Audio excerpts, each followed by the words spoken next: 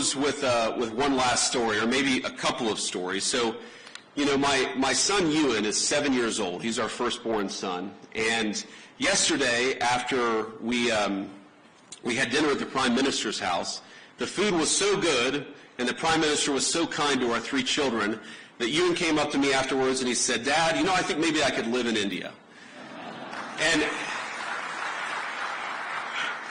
But I think after about 90 minutes in the Jaipur Sun today at the Great Palace, he suggested that maybe we should move to England. So you take the good with the bad here.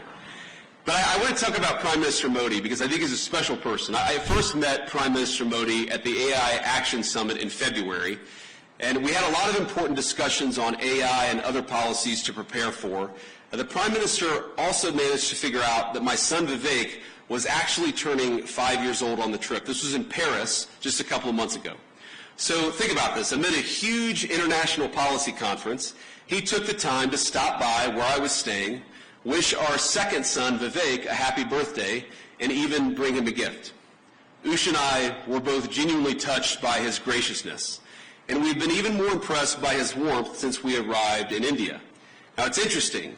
Some of you may know that when you're a politician, your kids spend almost as much time in the limelight as you do, and the great things about kids is they are brutally honest. They're brutally honest with everybody, whether you want them to be or not.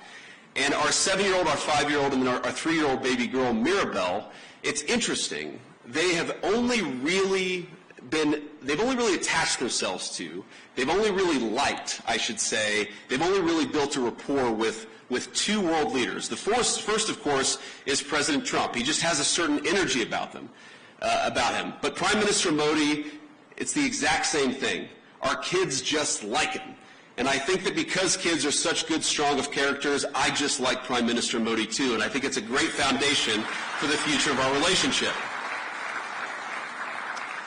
I could tell when Prime Minister Modi came over a couple of months ago, and I believe today that he is a serious leader who has thought deeply about India's future prosperity and security, not just for the rest of his time in office, but over the next century.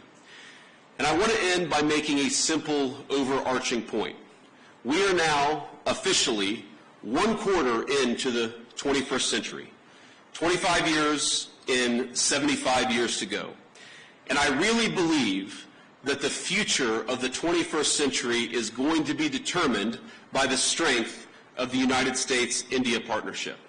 I believe, thank you.